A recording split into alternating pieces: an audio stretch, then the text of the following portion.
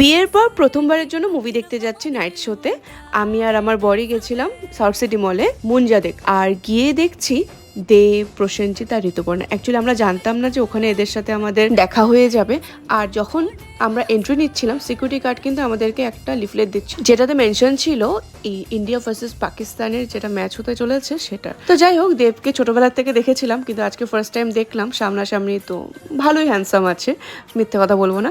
আমার হাজবেন্ডও সামনে গেল, কংগ্রেস জানালো ওনাকে। তারপর আরো ভেতরে গিয়ে দেখলাম যে প্রসেনজিৎ, ঋতুপর্ণা তারাও এসেছেন, নিশ্চয়ই ওদের যেটা কামিং মুভি আছে সেটার প্রমোশন করতে। যাই হোক, সামনাসামনি দেখতে পেয়ে খুবই ভালো লাগলো, আর এটা একদম কোইন্সিডেন্টলি ম্যাচ হয়ে গেছিল। যাই হোক, তা আমরা পপকর্ন, কোল্ড ড্রিঙ্কস কিনে বসে পড়লাম মুভি দেখতে। মুভি দেখতে দেখতে পপকর্ন না খেলে আমার ঠিক জমে না। আর মুঞ্জা মুভিটা দেখেও আমার বর দুজনেরই খুব ভালো লেগেছে। তোমরাও কেউ কিন্তু দেখে আসতে পারো। মুভিটা হরর কমেডি কিন্তু বেশ এন্টারটেইনিং ছিল। তো বাস আজকের জন্য এতটুকুই ছিল, দেখা হচ্ছে পরের ব্লগে। Bye bye.